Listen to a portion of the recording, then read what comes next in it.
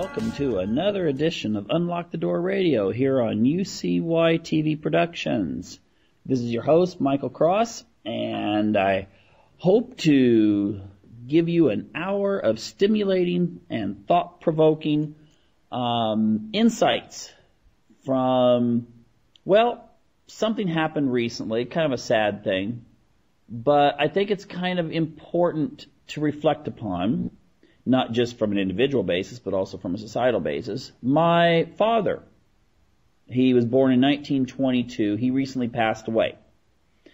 And, you know, it gives you a chance to reflect and not just getting into kind of a nostalgic mindset, but also to be able to try to see what kind of changes took place during his lifetime, you know, making it to 92 years of age. And I think the changes that have taken place are probably more monumental than if you packed in hundreds of years of change previous to 1922. And what I'd like to deal with as my main theme is how we've come to be enslaved. How the American public, well, not just the Americans, but I would say also Western society in general, but I'm just going to zero in mostly on America, the United States, and ask the question and hopefully answer, or at least get people to think about why we have become an enslaved population. And yes, at the end, I will talk about things like NSA and laws and regulations. But you know what? You've got to look beyond laws. You've got to look beyond symptoms, which I would say things like the NSA surveillance programs, the government doing these crazy things, both the local level, the police level, the national level, and, you know, the erosion of, in particular, the First, Second, and Fourth Amendments to the U.S. Constitution. I think that ultimately it wouldn't happen if circumstances were different from a societal basis. You would never have seen people just sit back 50 or 60 years ago and just say, yeah, whatever, who cares? And so ultimately, it's not so much looking at what's going on, but what's allowed it to go on. So what I would like to do, and I think a lot of people can relate to this if you've got relatives that are older or who were born during this period that you still remember, or maybe you yourself are of this age. But I think it's vital that we keep in mind how America has changed and why it changed. And then we need to pass that on to our children and our grandchildren. Or if we get another 50 years of change in the direction that we're going now, you know, if we have this kind of erosion of civil liberties and so forth, it's going to make 1984 look like some sort of hippie love fest, okay? Because we're not at a good point right now. And with advances in technology and with more of a global economy, we could see a situation where, back in 1960, for instance, if you lived in East Germany, there was always that dream that you could escape, into another part of the world. And of course, they built the Berlin Wall just after 1960. But even then, people still had this kind of hope that they could, a lot of them could get out. But what if the whole world would have been East Germany? Think about what that would have felt for those people that were living behind the Iron Curtain. Okay, well, let's just go ahead and begin here. I was just thinking, my dad he was born in 1922. And in 1922, the United States was in the midst of a severe economic downturn. It was the Great Depression that was coming up. Okay, 1929 is when everything crashed. So a child 8, 9 years of age, their formative years were when everything crashed. And he related a few things about this to me. That he came from a family of 8 living in Missouri, and 8 kids. And, they lived out in the country, so they probably had a pretty good living before the Depression. But when the Depression hit, he said that all the younger kids, their job was to go out and gather grasshoppers and other bugs to feed to the chickens, because you couldn't afford chicken food, and if you had lots of chickens, they can't just get by on their own. You can't just let them go out into the fields because, of course, animals, but also people could come along and poach them. So they would go out and gather things to give to the chickens. Now, you think about that for a moment. If you see the way 8, 9, 10-year-old kids are today, think about what it would be like if you told them, I want you to go get bugs and put in a can to feed the animals. Because if you don't do that, we're not going to have eggs and we're not going to have meat on the table. Even if you were able to tell them that, a lot of times our kids nowadays would be just like, huh? You want me to do what? Well, in those days, they didn't have TV. They didn't have iPhones. They didn't have computers. They didn't have children's networks that would have come across those TVs that would have been telling you that your purpose in life is to make a scene. Make sure that the kids notice you at school. It doesn't matter, you just got dorky teachers anyway, so it doesn't matter about your homework as long as when the teacher says something to you, you have a really quick, you can come back with a quick jab at them, and then everyone in the class laughs, and you're the hero, especially if you're wearing your designer clothes and you're carrying your designer handbag. You know what? That is what is taught in today's children's TV. You don't believe me? Switch it on and find out for yourself. So anyway, it's no surprise that a lot of kids now really don't want to put effort and work into homework and also accomplishing things. But anyway, his age, 8 years old, when the Depression was getting underway. And his teenage years were at a time period where, it was survival. You know what? You were lucky you have one pair of shoes. You were lucky to have one change of clothes, something you wore to church and something you wore when you were out doing chores. I mean, that's the way it was. Most people still did not have cars. And if you think about it, the stuff around the house was, if you wanted dinner, you had to start dinner early because you didn't have ready-to-mix things. So people were always, the kitchen, mom in the kitchen, probably with the daughters, they're in there working. The guys, they're not sitting on the couch, obviously. They're out doing stuff too. Everyone had jobs. Everyone learned responsibility. Not like nowadays. Everyone learned that they had to have responsibility in order to survive. Now, one of the things that did was that meant that your children learned skills. This again, very gender specific for this era, but the boys learned from their fathers and also their grandfathers, because in those days the extended family was still quite common, where if you didn't live in the same house as your grandparents, there were grandparents, uncles, aunts, cousins, and so forth that lived nearby, usually within walking distance. And so therefore, you learned skills from, if you're a boy, you learned how to build things and repair things, okay? It wasn't that Dad called someone up on the phone and asked them to come over and fix something, unless, of course, they didn't really know how to fix something. Most of the time, they knew how to fix the tractor. They knew how to fix the car, if it was a car, if there was a car in the household. They knew how to build a barn, repair a roof, fix the pipes, and do all manner of things around the house that most of the time nowadays we don't know how to do. Most people don't even know how to change the oil in their car. Okay? Most people don't know how to change a spark plug.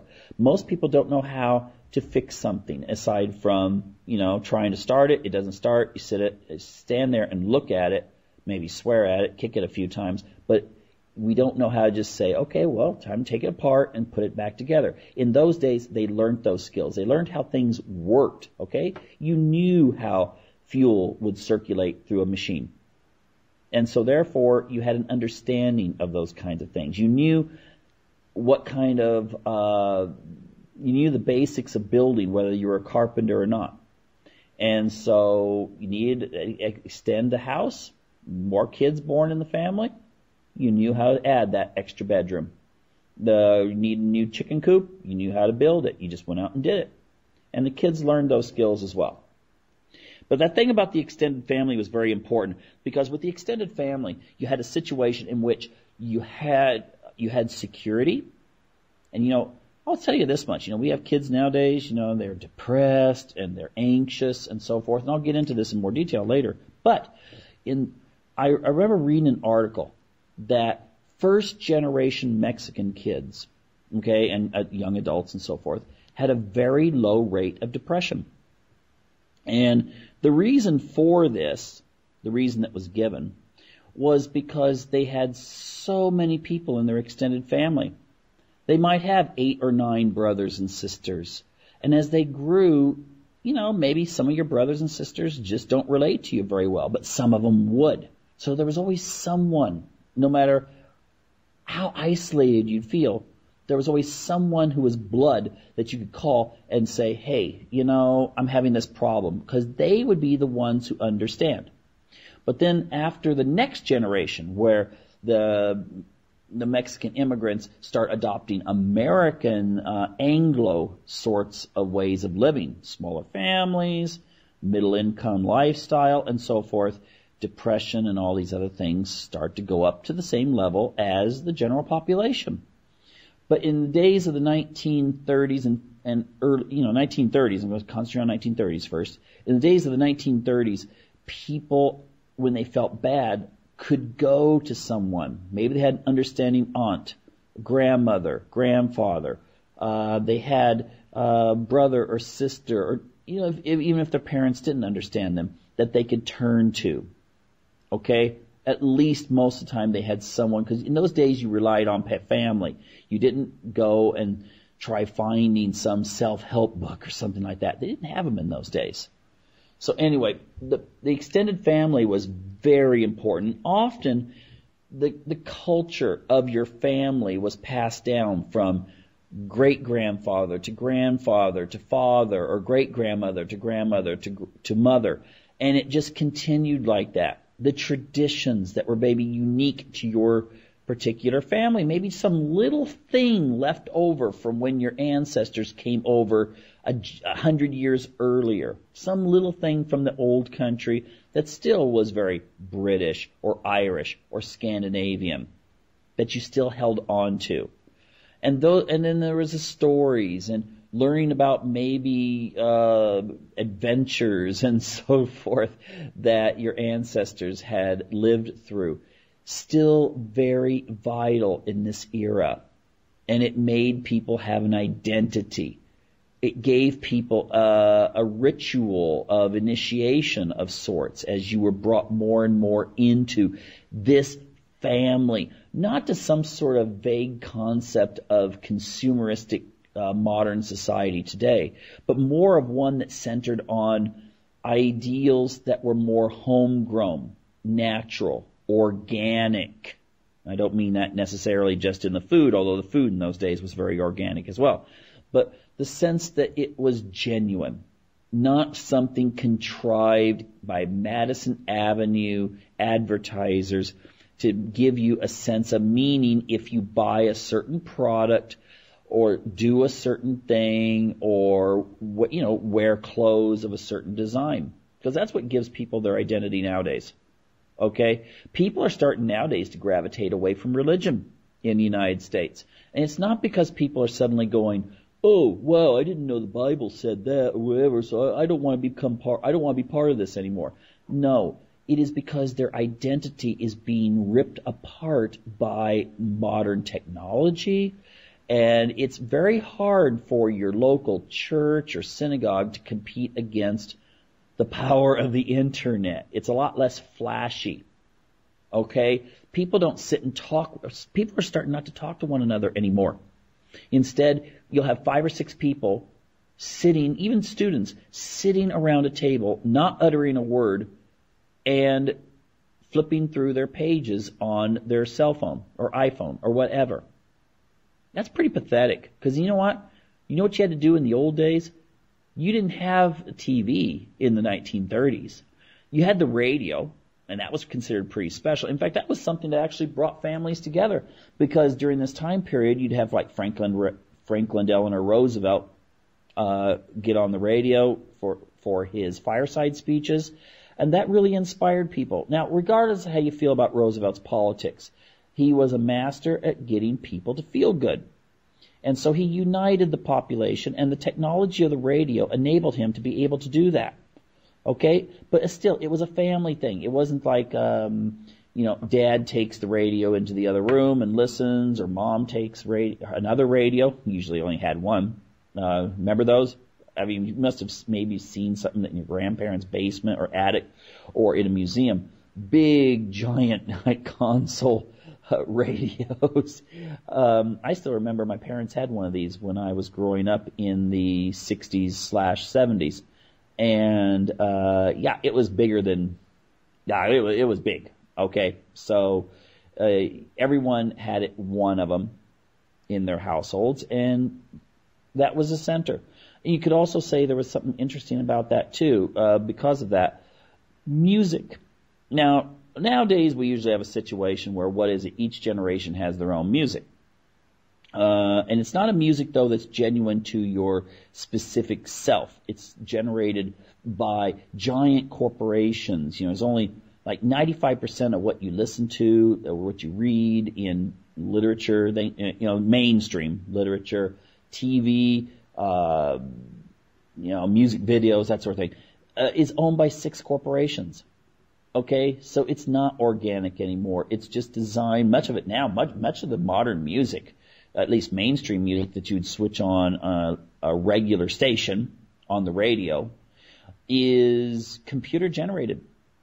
Okay, it's designed to be able to be, when you hear it, it sticks in your mind. It's like an advertising jingle. So it's like a 3 or 4 minute long advertising jingle with no substance to it really whatsoever. Now, I'm not knocking modern music. I love symphonic metal, okay, and a lot of goth metal. I like it, okay, very much so. But it's something that's its own little genre. It's not mainstream. It's not something you would switch on and hear, usually on mainstream stations. At least it still has some substance where there's a message to it. There's I wonder what they mean by this and this and this. It's not something about someone singing about their rear end. I can't believe that. Even at church dances, you'll get like people hear this kind of music where someone's singing about their booty or something like that, and they're making references to a few other things, kind of in that general vicinity. And, I guess the church leaders like it because they don't understand what they're talking about, and so the kids are out there dancing to it, and everyone's all happy. But if you turned on some sort of rock music, they'd be like, this brings in a bad spirit. Well, yeah. Well, I guess for the last couple generations, younger people have known something that the older ones don't, but then the older ones get older, and they still think that they know better. But anyway, what we have degenerated now into this kind of music that is synthesized for our listening pleasure, to keep us listening, so we will listen to the commercials on that particular station. Now, not all bands are this way, but much of it is now. At least pop music seems to be that way. But everyone has their own stuff. You might have in a family of 5, let's say a mom, dad, and 3 kids. Now, we should have more of those, larger families. Nowadays, 3 is a large family. But let's say we have mom, dad, and 3 kids. Dad might be listening to country on his headphones while in the same room, whereas mom's listening to the easy listening station. Oldest daughter's listening to Britney Spears. Next oldest daughter is listening to Miley Cyrus. And the son is, listening to some sort of death metal. I don't know, whatever. But in the 1930s, everyone came around and they ate dinner together. They usually listened to the same music, which was very regional in those days. So I guess in Missouri it would be country. It would have to have some sort of country flavor to it. But again, it could be very, very regional and not so much national yet, because the radio was just starting to kind of acculturate us into this idea of everyone everywhere in the country listening to the same thing. But anyway, again, the culture was one in which you, your friends, your community generally were kind of into the same thing, generally the same kind of traditions, the same kind of ideas on life, and so forth. Your neighborhood meant way more than just, okay, these people live next to me. They were kind of an extended family. They went to the same church. They went to the same activities. So if you said there was going to be a big potluck taking place for the 4th of July holiday, then you pretty much knew that everyone in your neighborhood was going to be there. All right? And I don't think we have that so much anymore. So you had the family, the extended family, and then the extended community. Now, thinking about the Depression, though, the one thing I will point out, which is a huge difference between now and then, was no one looked at jobs in that glitzy sort of way. Yeah, there might be some starlets that were like, oh, I want to be a Marlene Dietrich or something like that, a Greta Garbo. I'm not sure if that was 1940s or whatever, but you know, they would go off to Hollywood, but that was still a very small minority of starry-eyed young women running off for that. Now we have a whole generation of starry-eyed girls who think this is all a possibility. Just like it used to be, guys were all like, I'm going to be in the NBA. The guy's like 5'5", plays basketball pretty okay. It actually makes a few baskets during games against the opposing team in that particular community. But not NBA material, but yet still was dreaming like this. Well, yeah, now we have lots of girls who think I'm going to make it. I'm going to go and be a great singer or dancer or something like that. But let's go back to the 1930s and just before the war. Most people, when they got a job, were very happy to have the job, and there was a certain amount of loyalty. But there was an idea that if you had a good work ethic, that you could make it. Okay? And, if you were willing to go out there and sweat a little bit, you weren't really worried about the job you had. You were just dang lucky to have that job. And so, because you know what? It wasn't like, oh, I've got this job, I'm so much better than you are in those days so much. It was more of the idea that I've got a job because I need to support my family. Okay, see, you didn't look at like, I've got a career, I've got this. And I'm shooting this at men and women both, okay? I got this job here, I'm so cool, and that sort of thing. Most people, it was like, I got a job, it brings food home, it feeds my family. Because you know what? I want to have a family. I want to be able to have, if you're a guy, I want to have a wife, I want to have kids, I want to be able to support them. And that's why you had work. You didn't have, like nowadays, you have a career that you hope that someday you can fit a husband or wife or children into. Okay? That's a fairly recent phenomena. Whereas in those days, it was, I'm going to make some money. So actually, to a degree, if you watch these old movies, for instance, from that era, and you'll see like a 55-year-old guy collecting tickets at the movie theater. If it's a movie set in the 1940s, for instance, even 1930s, 1940s, even in the 1950s, and you're thinking, whoa, isn't that a job that was only like some 16 or 17-year-old kid would be doing instead? No, in those days, it didn't matter, it wasn't so much segregated like, oh, well, this is not something that a regular adult male would do. It was instead, you got offered the job, you might try to find something better that paid more, but it wasn't so much the status. It was that you just had a good job and you were willing to work long hours in order to support your family. So they didn't go hungry and they had clothes on their backs and so forth. Okay? And I think that's actually a healthier way of looking at it. There's a lot of people, a lot of men nowadays, they reach 40 or 50 and they look around, and especially now with Facebook, they see some of their people maybe they've added from high school. You know, they haven't seen them since high school, but they add them anyway just to kind of see how they're doing, comparing themselves. And, you know, their friend from high school is, you know, making $300,000 a year, lives in a nice home, and has a 20-year-old wife, you know, even though he's like 55. And you're looking at your little, you know, you're looking at your little house that's not in the best area of town, and your wife's a little on the older side, and your kids are not exactly doing as you want them to be doing, and so forth. So you don't have this glitzy Facebook look at me type lifestyle, and so you feel bad, you feel negative, and this is felt by many men and also now women. When they reach a certain stage of life, they're thinking, I've totally failed. You know, in the old days, you didn't really totally fail as long as you were bringing food home. Okay? I'm not saying that there wasn't any kind of social status and that kind of thing, but it wasn't quite the same as it is today. Now, and we'll get into why that is.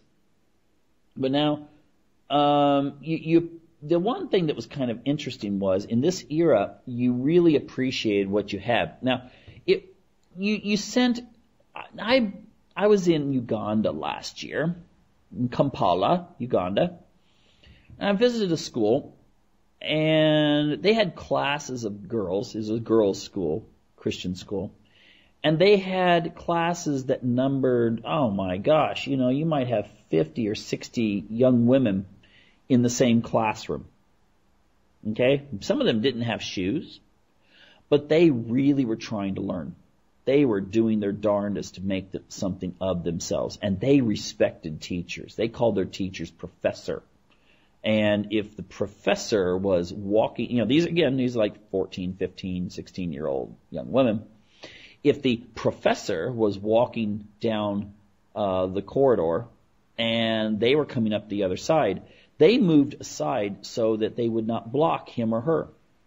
They didn't expect him or her to move for them. If there was a lunch line, they let the teacher or / professor walk in and get their stuff first. And it was always very courteous towards their teachers. Now, the same was true to a large degree, not all the time, but to a large degree up until 1930s in the United States. That you had large classrooms. Yes, the teacher had the right to come and smack you one if you were acting up. So, there was a certain level of fear and also respect. But the thing is, in those days, the parents could be pretty confident that the teacher was in there to teach the kids learning skills. And that teacher was going to do their best to make sure that their kids were learning things so that they could use those for the future. For their future life, for their future earning money, and so forth. Now, the thing that's quite interesting about that, then, is that when you appreciate what you're getting, you're going to put more into it. So kids in those days, you take a look at the books they were reading. It wasn't anything glossy, nothing fancy. They certainly didn't have iPads to help them. They had instead maybe an assignment. Read this book. And then you read that book. And then you discussed it. And you answered questions about it. You learned your math skills.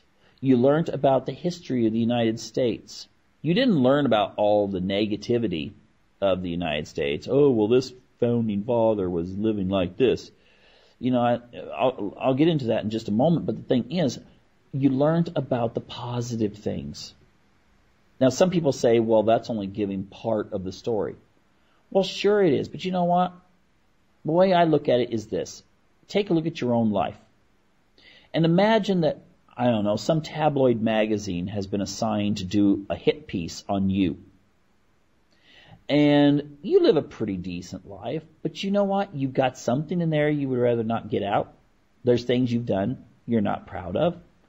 Now, what if the tabloid finds out about those things And instead of writing about all the good things you accomplished, they instead deal with everything negative. They can make you look like a real jerk.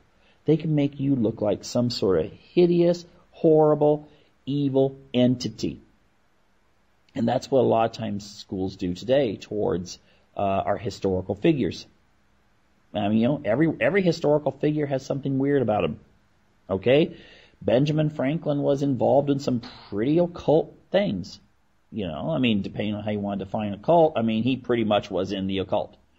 Thomas Jefferson, yeah, he owned slaves. George Washington, I could go on and on.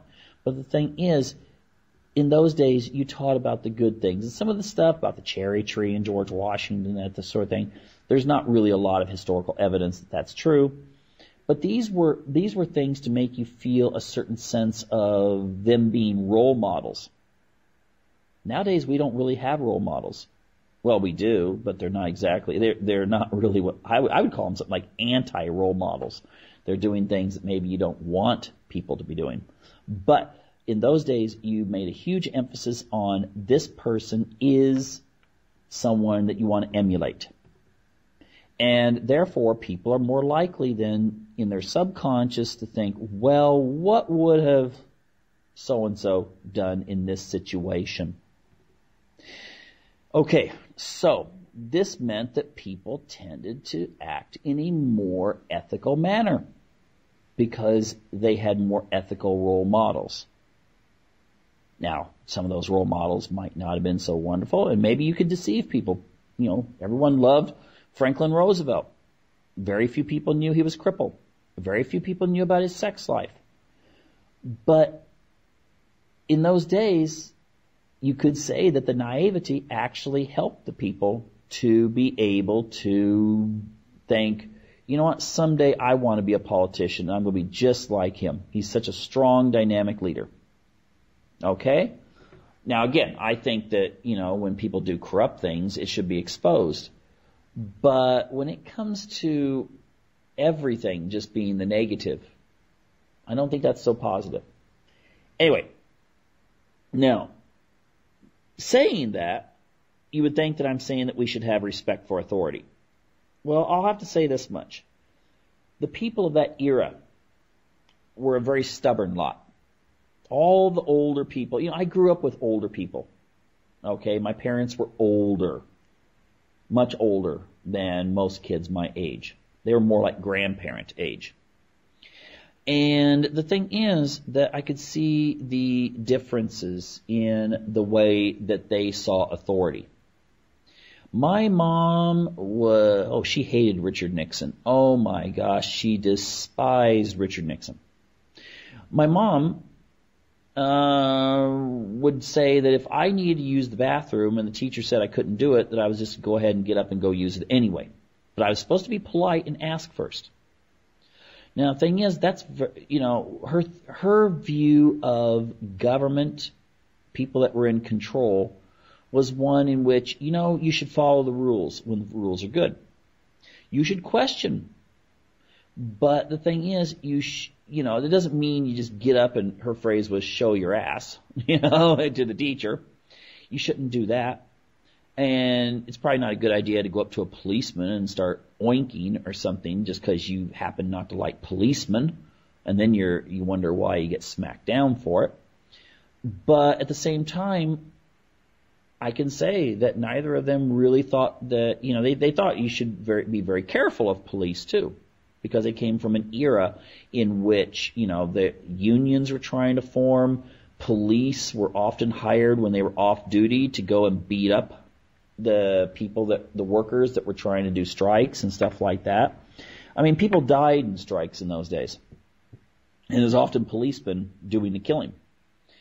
But still, this generation had sort of this, don't trust authority, but at the same time try to have a balance where you respected authority when it deserved respect.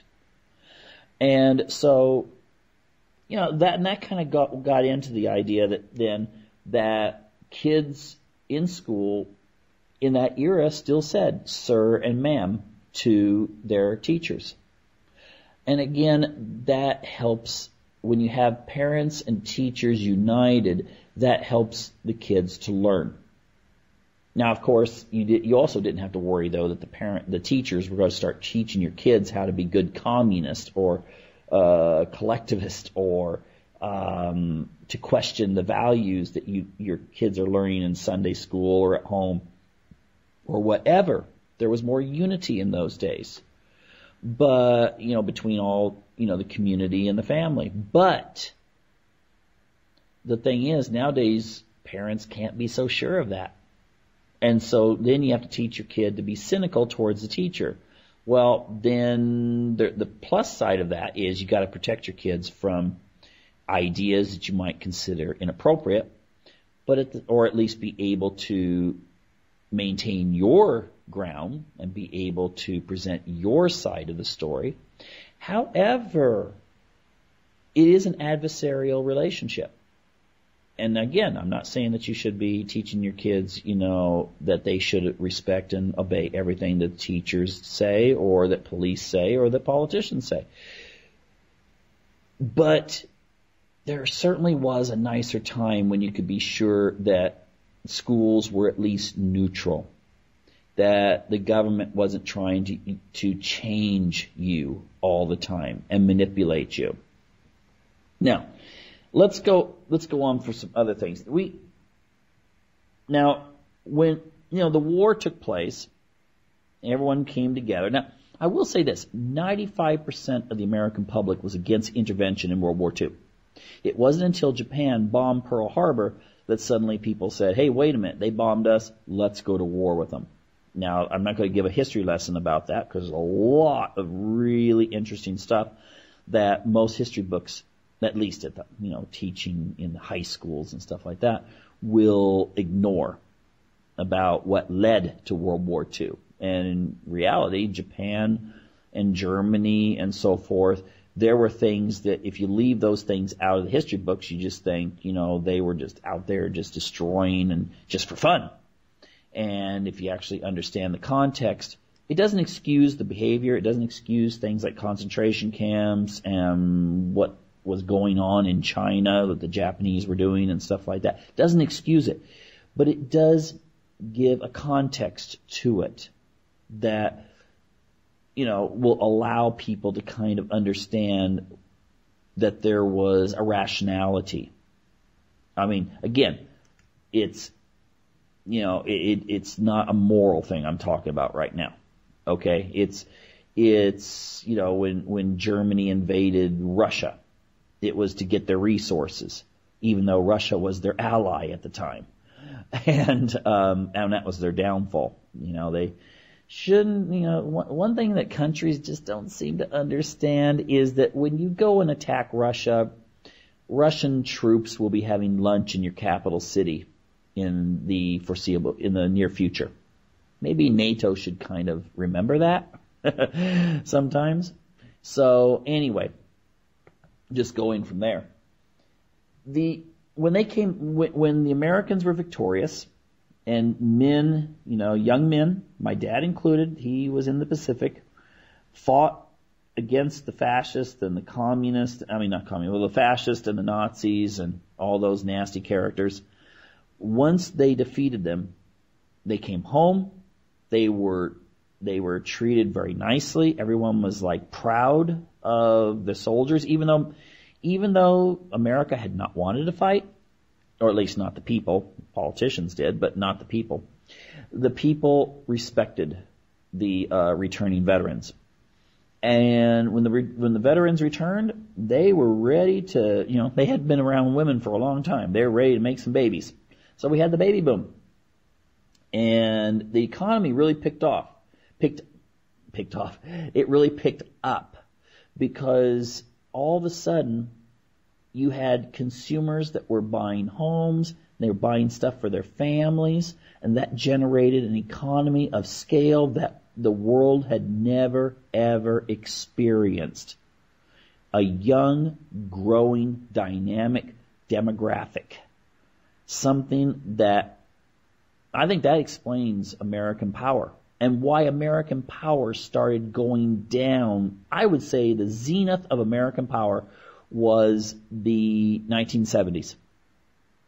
1970s is when America was still strong. America, a person that wanted to work could find a job.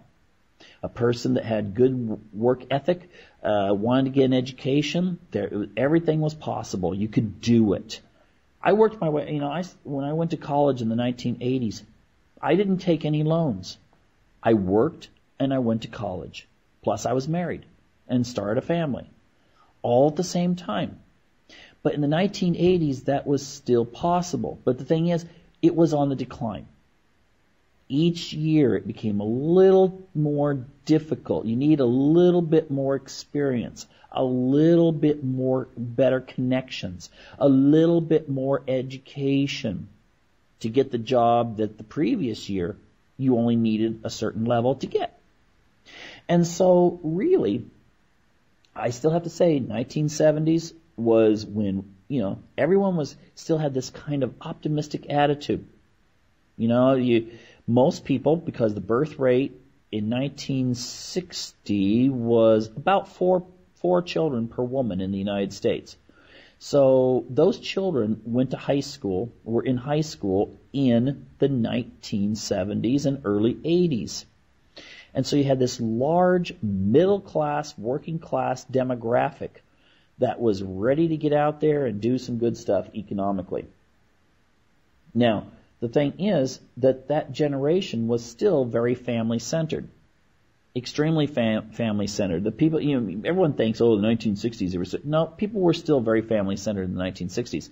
But this is when the change started taking place, and a lot of it did have to do with the affluence that we were experiencing. You had the parents of that era had gone through the Depression, had gone through World War II, and they were now earning livings and living in homes that were fantastic compared to what they had been used to, and it was the good life. Even if you were just regular middle class, working class, it was still the good life compared to today. And the thing is that with affluence, the next generation that came along has a chance to kind of sit around and maybe start questioning. Now, I'm not going to say that whenever affluence comes along, although it seems to be something you find in the Bible a lot, when affluence comes along, that all of a sudden people just start, gravitating away from traditional values. I think that what happens is you get to where people can be comfortable, and then they start contemplating other ways of life. People in the 1930s, they didn't have enough time to sit around and contemplate the meaning of life. They went to church for that on Sunday. But by the 1960s and early 1970s, a lot of people were starting to question the basis of the consumer society, the basis for a lot of the power and wars in like Vietnam and stuff like that. And then some strange things started happening. Now, I'm not going to say it's conspiracy, although I'm not going to say it's not. But I'll tell you one thing. I will say one thing. And okay, I lost connection there for just a second. I wonder who cut me off there. The thing is that the cynicism, okay. Let me back up a little bit. If you look it up, you'll find out that the government, like through the CIA and stuff like that, did fund things like and promote things like the modern art. This kind of not abstract art, but stuff that just seemed like it was, what is that? You see someone tears up a piece of paper and calls it rebellion and puts a $10,000 price tag on it, and some collector goes, "Oh my gosh, that is so wonderful," and they buy it. Trendy guy buys the piece of paper ripped up, or you put a canvas up that just has a speck on it, or you have a metal monstrosity that looks like you took someone in the Starship Enterprise and you beamed them down, but something was wrong with the transport system, and so they beamed up kind of weird, and that's what the statue looks like. And it sells for tens of thousands of dollars. The CIA did promote that. It had something to do with trying to say that, in the West we have so much freedom compared to the so-called Soviet Cold War, Soviet realism. So take a look at what we can do. It's okay. CIA, look it up for yourself. Google it. CIA/modern art and see who kind of got it going. CIA funded feminism. For good or bad, still you had the government promoting a certain way of looking at life. Thomas Jefferson once said that it was quite inappropriate for a government to try to use your resources to convince you of a certain way of thinking or acting beyond, just normal law. But the government was doing that. Look it up, CIA/feminism. Okay? Again, whether real positive towards feminism or, sometimes it's hard to even have a definition. I totally believe in women's equality. But when you say feminist, some people have an image of a woman having the right to work if she wants to or stay home with her kids if she wants to. Other people get an image of a woman, I don't know, that has a protest sign, raising a protest sign, showing her hairy underarms and saying, who needs a man? That's their image.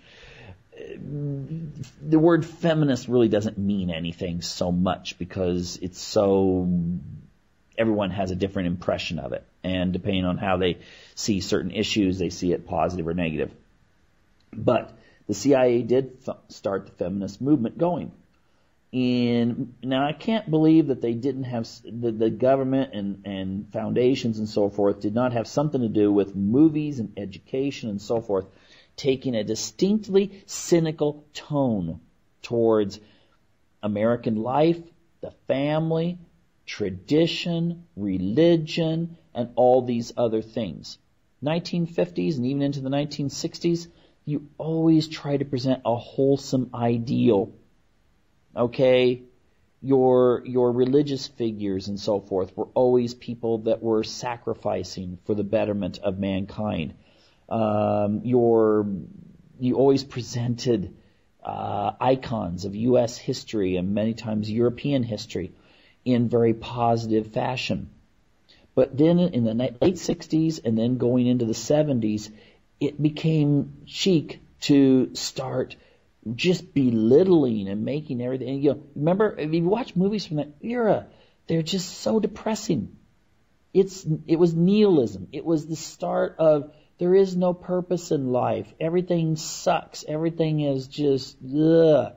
And if you are lucky enough to find love in your life, then that's pretty special. But often in the movies, something happens to where your lovers are broken up and at the end everyone's unhappy. 1970s movies were not necessarily the most happy movies to watch. I think maybe that's why Star Wars was so grand, because it came out of that era and it was just like, yay, the archetype, the Jungian archetype of the hero. And it did switch us to be a little bit less cynical, I think. Because it was a fairy tale everyone could relate to. But, and then there was other movies that tried to copy that. But up until that time, oh my gosh, even TV sitcoms were always ripping on traditional values. I still remember one episode of All in the Family where the young woman, whose the father was played by, Carol O'Connor, I think, Archie Bunker. And, the episode was that she gets pregnant, but she's wondering what to do with the child. And just the mere fact that this kind of social activism of, instead of like a movie in the 50s where someone at least is like, oh, I'm going to have a baby, yay, no matter what the circumstances, and I'm going to do my best to make this child's life wonderful. Instead, it started turning into well, maybe I have a choice here. Yeah, I got a choice. Maybe I don't have to have this baby. Maybe it's not such a good thing. And this is where family was starting to get questioned. Marriage was starting to get questioned. The heroes and heroines were people who weren't married or had no children and so forth.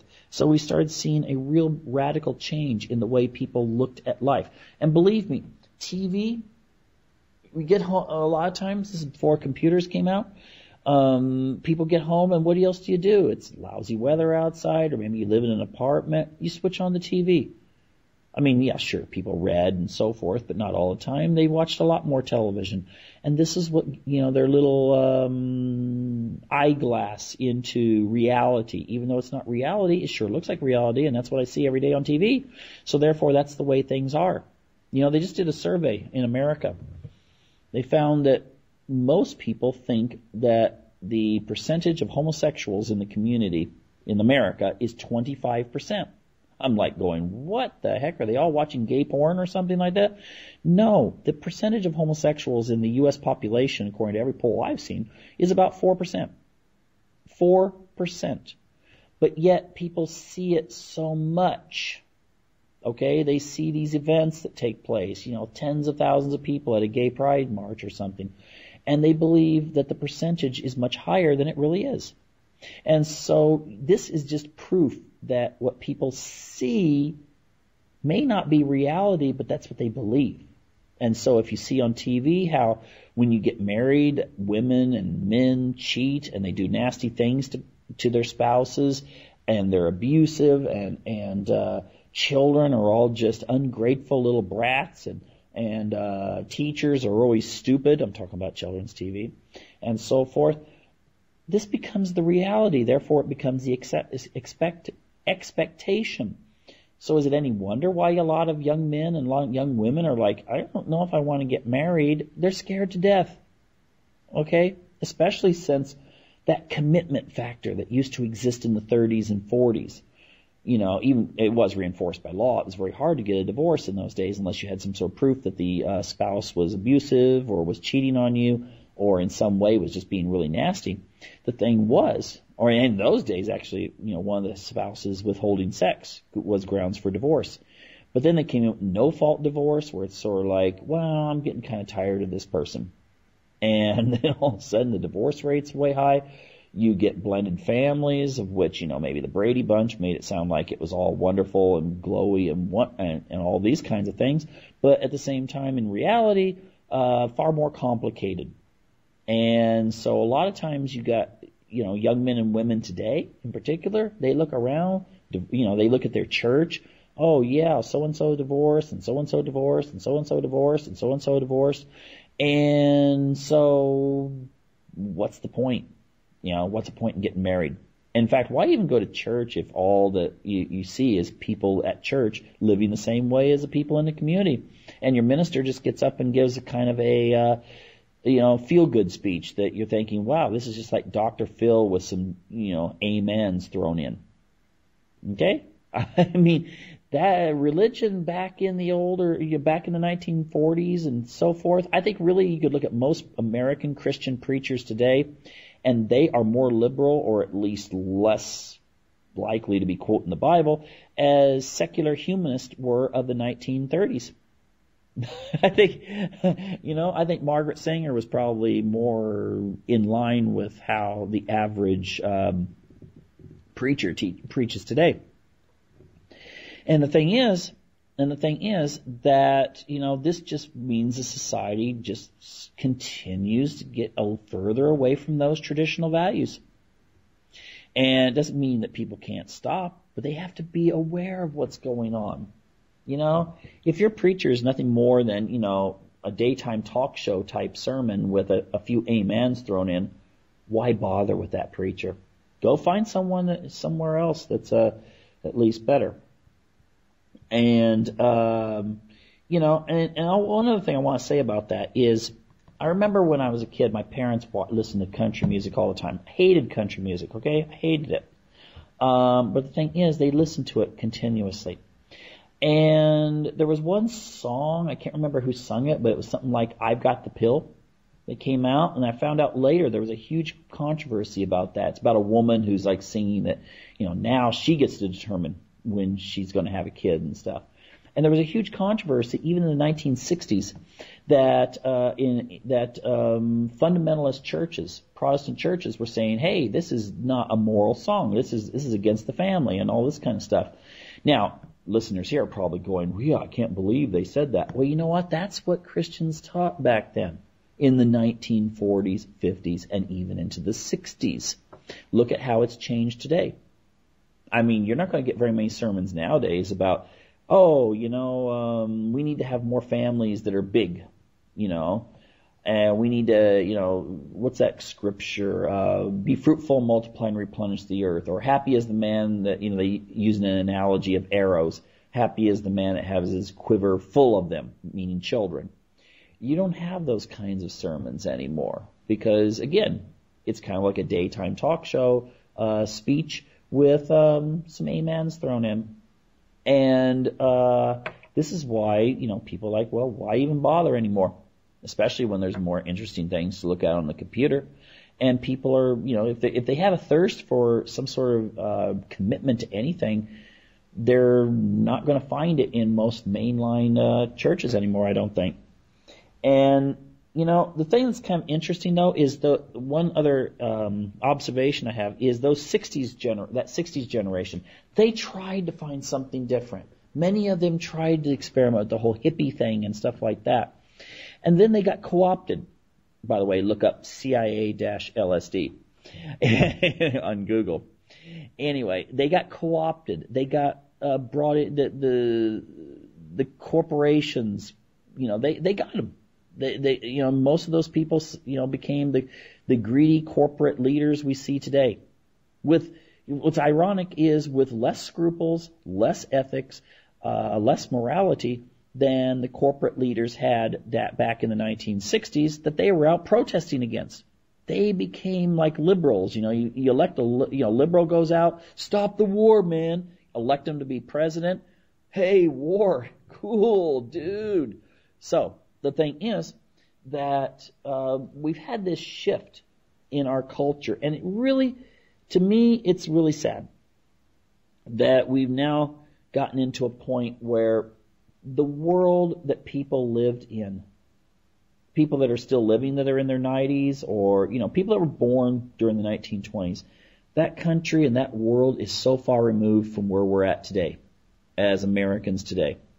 But the thing is, does that mean the values that worked and were so strong in those days are necessarily old-fashioned and out of date? I don't think so, actually. I think we need to get back to those kinds of values. And ultimately, modern-day consumerism and cynicism and nihilism are all like computer viruses infecting your computer. And eventually they'll destroy all your programs unless at some point you get rid of them and try to replace your program with something that is far more efficient and works and ultimately gives you more satisfaction in life.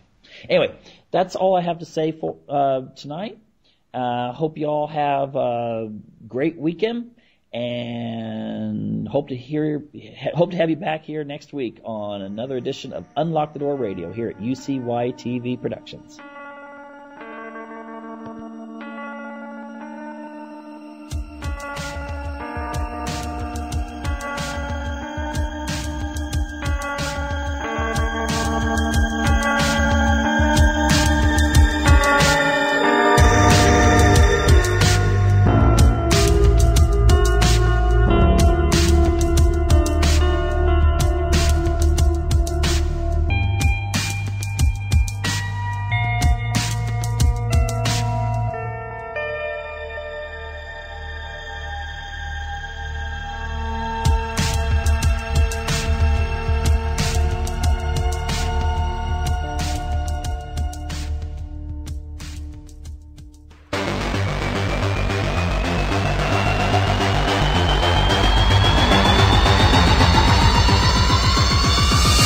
The Anti-Media Radio, your host Nick Burnaby here on UCY.TV.